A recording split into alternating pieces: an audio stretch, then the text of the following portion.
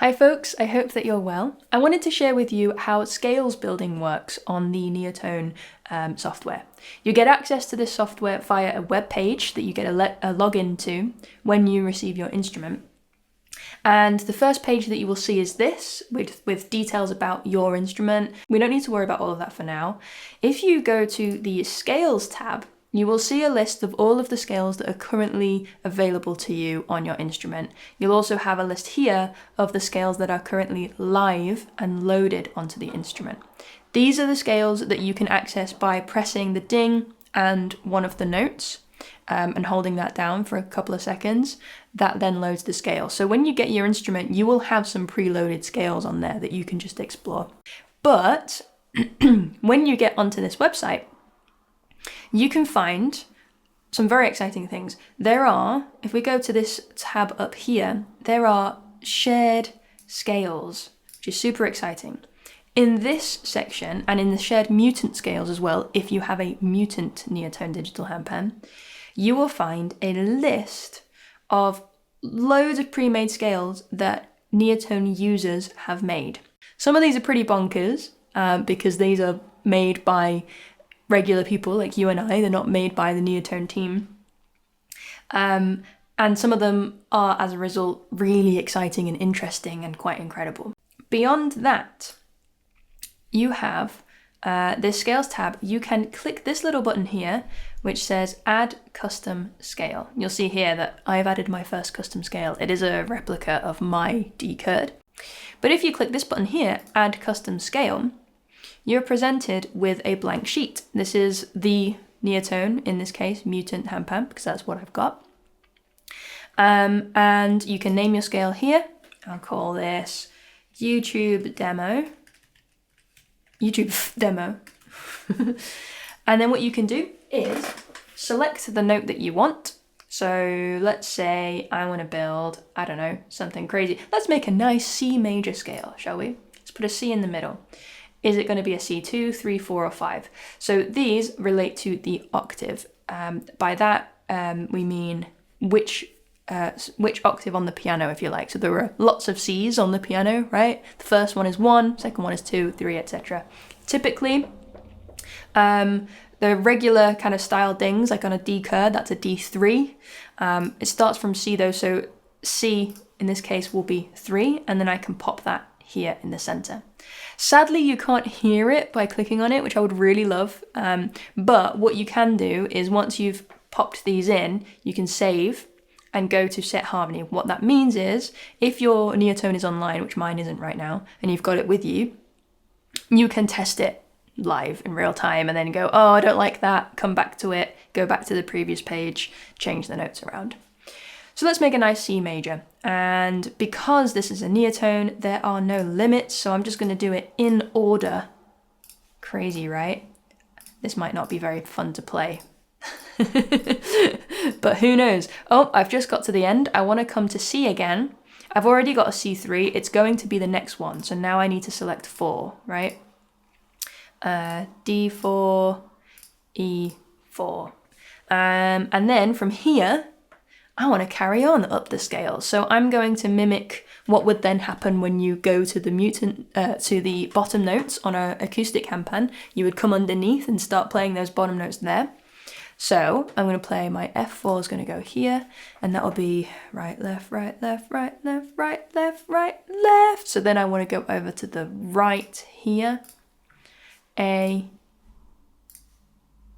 B, and let's go right the way up to C5. Whoa. Okay. That then leaves me, this is a ridiculous scale, by the way. You might not want to make this specific scale. I'm just doing this for the sake of a demo. But we've got some 2s. I could add some 2s under here. This would never happen in real handpan world. You could maybe fit 1 or 2 2s under there. I've got an A2 under my C sharp Pygmy and a B2 as well. That's crazy. They're massive, but there's plenty of room on a Neotone, so you can do that. So let's add notes that are good in C major. Let's add an F and a G, a low F, and I'm going to put that, let's see, well, I'm going to put that here, here, and then why not? Why not run up to the C? Why not? Probably usually when I'm designing these, I would be a little bit more intentional about where I place these notes. And I won't necessarily fill all of the mutants. Just because they're there and we can, doesn't mean we necessarily should. Because that gives us so many options, especially if we're in the early stages. It can be a little bit daunting and it can be a lot to learn at once. So often I like to just kind of mimic what an acoustic handpan would do. And maybe just have, here we go, click this little X and then you can erase. Maybe just have something like this. So I've got 2 bottom notes, 3 higher notes, and a regular scale on top, something like that, right? This is just as fun and exciting to work with as well. So yeah, there's really a lot of room to explore lots of different scales and styles, and you can totally recreate existing scales that you see online. Like, oh, I really want to play this, Amara 20 from Ayasa, but I can't afford it. Let's play around and see if I can add as many of those notes as possible. There's lots of room to play and to build. From here then, once you've decided on that scale, you click this button, save and go to set harmony. From here, this is what's really interesting. And here it was really quite helpful to have a little bit of handpan knowledge once you get to this tab. What we're doing here is deciding which samples we're using to mimic the handpan notes.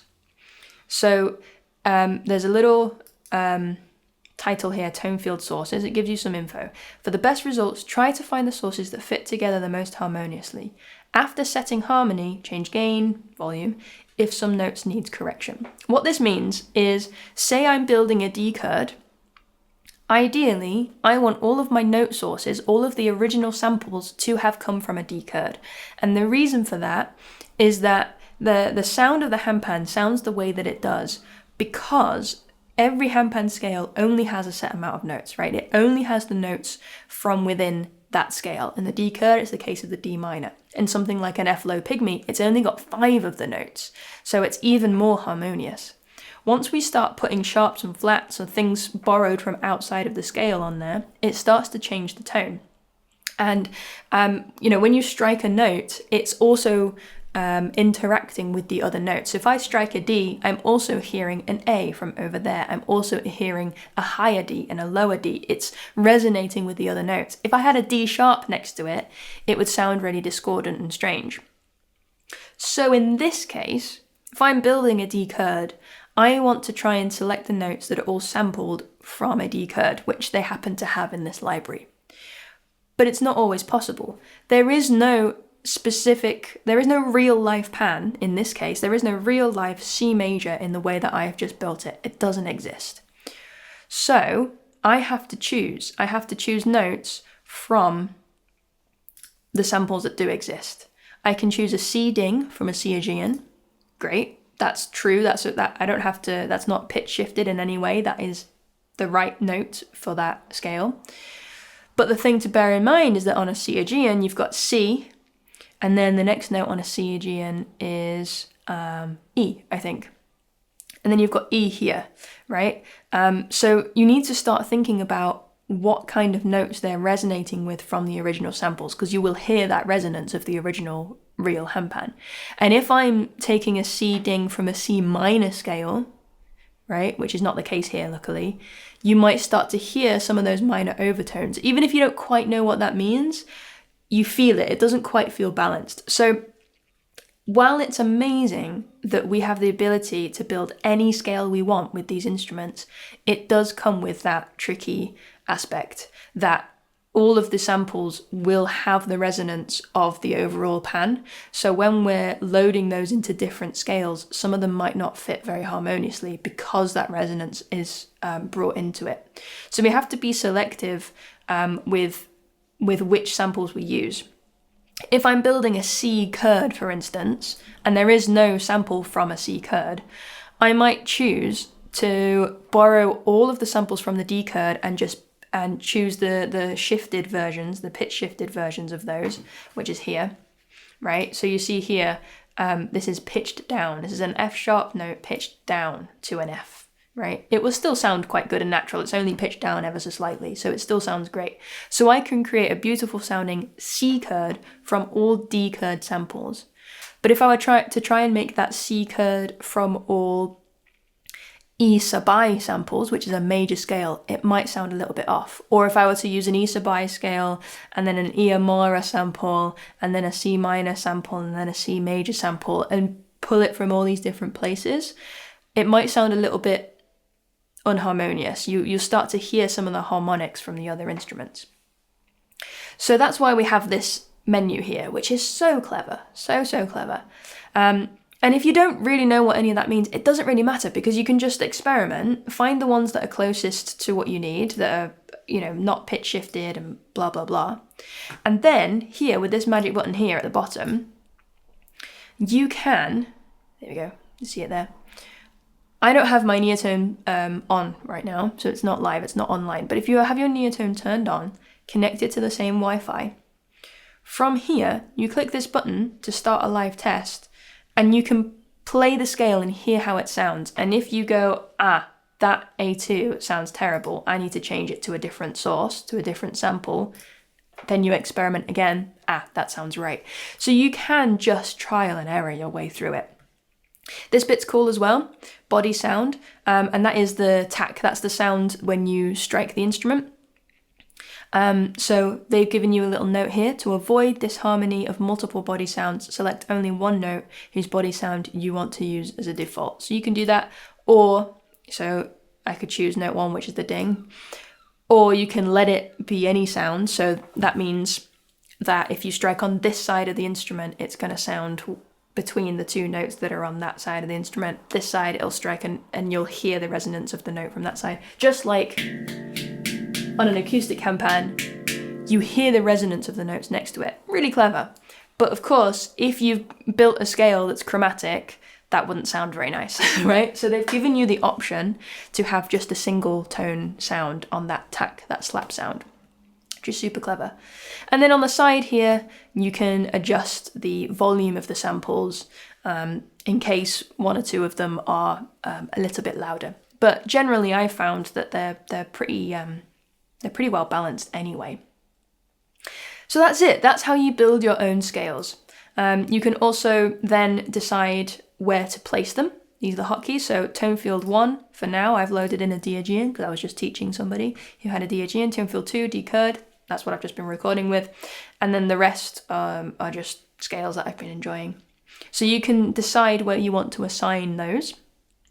You can also actually just pitch the whole scale up and down. So I don't need to build a C kurd. I could just press this little button and I've got twice and I've got a C kurd, right? I don't need to build an F low Pygmy. I've got an F sharp Pygmy here that somebody else has built. And you can see that I've actually already pitch shifted that one down because I wanted to demo an F low Pygmy. But I don't need to do that anymore, so I'm going to put it back. And then of course you've got all of the shared scales. Another cool thing to consider is this. So you can actually play around with the playability, if you like, itself. You can alter the volume, which you can do on the instrument as well with the headphone gauge, but this is really handy. Actually, I need to turn this down a little bit. So when you're plugging that in to record, this is how you will alter how loud the signal is. Velocity hardness, that's how hard you need to strike each note to get the note out of it. I like it to be quite sensitive because I've got a soft touch, so I've got mine fairly low. Dynamic range refers to when you're striking softly, striking hard, how that alters the dynamics. You can set it to 0 so that it's just always the same, or you can move it up and down so that you've got different control over the dynamics. And then you've got so much more that you can play with. Sustain, stereo environment, the mutes, how they work. Tuner here, a lot of people ask me, can I change it to 440 hertz, to 432 hertz? Yes, you can, like this, by sliding it. There we go, 432. Can I change it to 1111? No. And that's a whole other video. It's a little bit misleading, handpan music. in these different frequencies, and I'll talk about that more in another video. But for now, yes, you can have 440, you can have 432, and you can have quite a broad range. It goes from 415 to 466. And so that should cover all of your needs when playing with any kind of acoustic instrument that is tuned to specific frequencies. But anyway, yes, to answer your questions from my intro video to the Neotone, yes, you can make your own scales. Yes, you can make any scale. Yes, you can change to 432 Hertz. And yeah, there's a lot of adjustability in there to make it sound how you want it to sound. So I hope this is useful. And if you do decide to buy one, or if you're still thinking about buying one, you can reach out to me. You can email me. I'll drop it in the description down below. I do have a discount code available, and let's talk it through. Let's make sure that this is a good purchase for you. It's a lot of money, I know.